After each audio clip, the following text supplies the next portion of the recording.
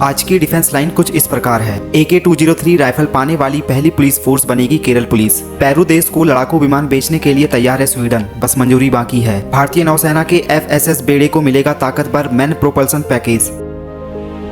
Kerala police जो भारत की पहली राज्य पुलिस बनने जा रही है, AK-203 असॉल्ट राइफल खरीदेगी। उन्होंने टेंडर जारी किया है जिसमें 250 राइफल शामिल है, जिनका बजट 2.5 करोड़ रुपए है। ये राइफल जो पुरानी इंसास और SLR राइफल की जगह लेगी, जो कि ज्यादा आधुनिक और शक्तिशाली है। AK-203 जो भारत में अमेठी की कोरबा फैक्ट्री में बनती है, ये rifle India Russia joint venture के तहत तैयार की जा रही है। यह एक पहल है जो मेक इन इंडिया और आत्मनिर्भर भारत मिशन के तहत आती है। इस राइफल में टेलीस्कोपिक साइट और नाइट विजन डिवाइस लगने की सुविधा है, जो ऑपरेशन में मदद करेगी। यह वही राइफल है जिन्हें भारतीय सेना पहले से इस्तेमाल कर रही है और अब केरल की पुलिस भी यूज करेगी। ये राइफल की खरीद से न केवल फायर पावर बूस्ट होगी, बल्कि ये इंडो रशिया डिफेंस कोलैबोरेशन का एक बड़ा माइलस्टोन भी है। ये राइफल अब भारत में ही मैन्युफैक्चर होगी, जिससे पुलिस फोर्स को मिलेगा कटिंग एज वेपनरी और स्टेट लेवल पर नेशनल सिक्योरिटी और मजबूत होगी। यह मूव आत्मनिर्भर भारत को भी एक नई दिशा देता है।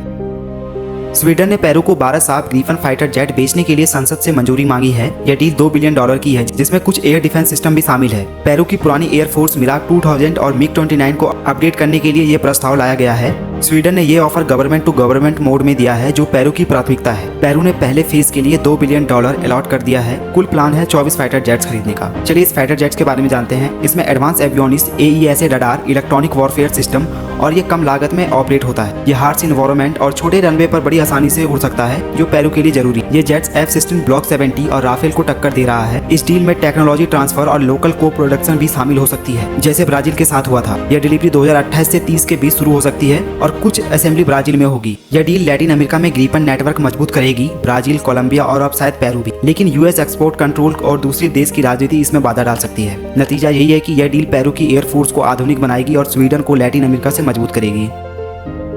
हिंदुस्तान शिपयार्ड लिमिटेड ने मैन एनर्जी सॉल्यूशन के साथ एक बड़ा कॉन्ट्रैक्ट फाइनल किया है, जो इंडियन नेवी की 5 नई फ्लीट सपोर्ट शिप के लिए है। इस डील के तहत मिलेंगे 10 एडवांस मरीन इंजन। यह इंजन इंडिया के नेवी में अब तक का सबसे बड़े 4 स्टॉक मरीन इंजन है। इस पैकेज में होंगे रिड्यूक्शन गियर बॉक्स, 1 मेगावाट सेफ्ट जनरेटर जो मेक इन इंडिया है, बॉट थ्रस्टर और अल्फा CP प्रोपेलर। इंजन और propeller high efficiency, low noise और शॉक रेजिस्टेंट के लिए जाने जाते हैं। इससे नेवी के टफ ऑपरेशन के लिए परफेक्ट बनाएगा। इस शिप में लगेंगे water lubricated steam tube system, जिससे मेंटेनेंस कम और रिलायबिलिटी ज्यादा होगी। यह deal make in India initiative के तहत ज्यादातर इंस्टॉलेशन और सर्विसेज इंडिया में ही होंगी। हेमंत खेतरी ने मैन को लोकल प्रोडक्शन बढ़ाने को कहा है। यह कॉन्ट्रैक्ट नेवी की मैरीटाइम मॉडर्नाइजेशन और सेल्फ रिलायंस की दिशा में एक बहुत बड़ा कदम है। इससे फ्यूचर की नेवी सपोर्ट शिप की परफॉर्मेंस, रिलायबिलिटी और एफिशिएंसी में नया बेंचमार्क सेट होगा। जय हिंद।